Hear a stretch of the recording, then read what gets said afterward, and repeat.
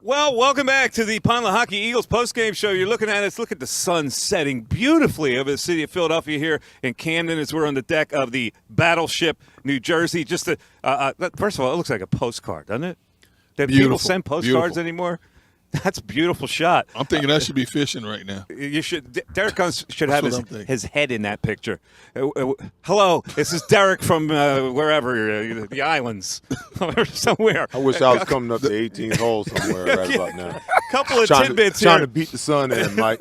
Yeah, I know. The USS New Jersey, first battleship to have Tomahawk missiles installed. Really? They did that in 1981. Now, Tomahawk missile can hit a target 1,500 miles away. And here's another thing. The Phalanx cannons, a defensive weapon system installed in 1981-82 here, can fire 3,000 rounds per minute, annihilating anti-ship missiles. Don't mess with this battleship. I'm looking at the guns on this thing, man. This is unbelievable, man. Wow. You have bigger guns than Seth Joyner.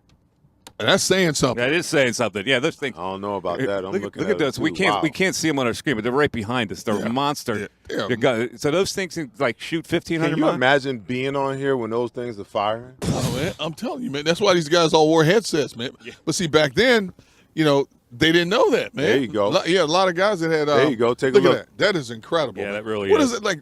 What is that? 40, 50 feet long? What is that? I wonder what Gotta caliber longer down. rounds come out of that. Oh, man. My goodness. All right. Wow. Seth, would you ever get shot out of a cannon like at a circus or anything? Hell you're no. You're a daring guy. No, I'm not that Well, damn you went daring. in a cage with tigers, didn't you? Yeah. You draw the line somewhere? Yeah, I'm not getting shot out of no cannon, man. Come on. All right, let's get our injury report. Dr. Bruce Grossinger is with us. Dr. Bruce, we saw an injury. Cam Jurgens goes out at halftime with a foot injury. They said he was suffering from a little bit of a groin situation. What did you see with the foot? Well, I think it's both a foot and a groin injury. And the concern is, we just got a report from Dave Zangaro of NBC Sports. He walked out in a walking boot. And, Mike, you recall that's not a good sign. No. The last player who walked out in a walking boot was Nakobe Dean, and he won't be back until Game 6 of the New York Jets. So that brings up a broad differential diagnosis, including turf toe, fractures, and ankle strains. And Cam, second-year player out of Nebraska, is certainly at right guard, a very important player. So we don't have anything new except for the fact he just left the locker room in a walking boot. Doc, in the second half of this game, Darius Slay came up and made a tackle, and he chopped the receiver down, looked, dazed, kind of grabbed at his head for a second, and when the staff went out to attend to him, it took him a while to get him up off the ground. He walked to the sideline, and as he's walking to the sideline, he was kind of doing his arm like this, like whatever had happened had something to do with his shoulder, when it was clear to everybody that he took a blow to the head. Now, the players know that once they go into that blue tent, for all intents and purposes, if you go into the concussion protocol, that more likely than not, you're done for the day.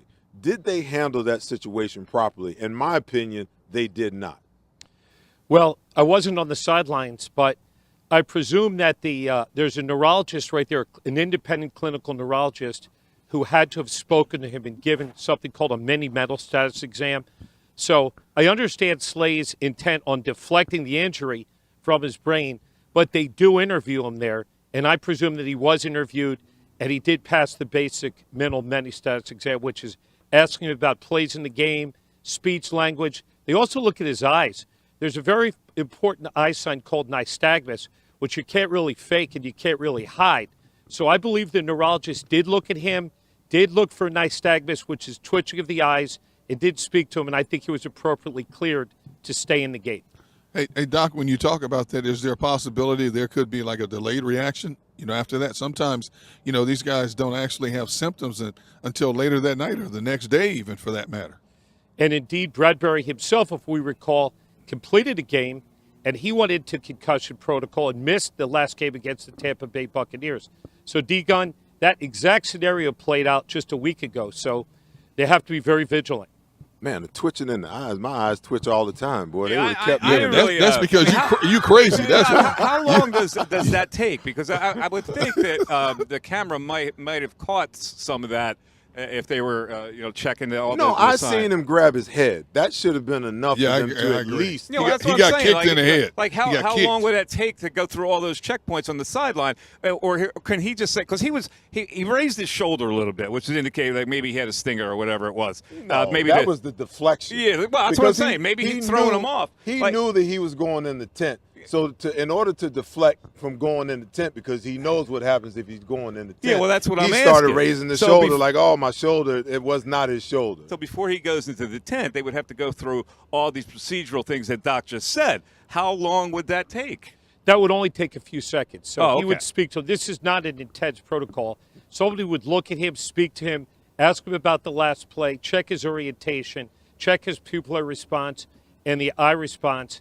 That would all take probably 30 seconds, and would probably happen when he was sitting down, and the cameraman may not have caught it. So I understand your concern, but I believe that did happen, and although I wasn't there. Yeah, because he was right back in the play, in the game He was the next right play. back in the game, and Yeah. and you're right, Seth. They have a spotter upstairs that is supposed to look for situations like that, and you would think that guy would say, "Get him in a tent." Didn't happen. Oh, well. Anything else that you saw out there, Doc? Any tweaks? Well, I would say that N'Kobe Dean will be back in 2 weeks. I think that's going to be really important because of the great linebacker play. And N'Kobe, we always look at the linebackers as a short area, but he'll be back. I understand he's doing just fine. And thankfully, Landon Dickerson had a really good game. He came back from last week's knee contusion and really pancaked a few players. And the offensive line really played well that second half. They had some great pass blocking.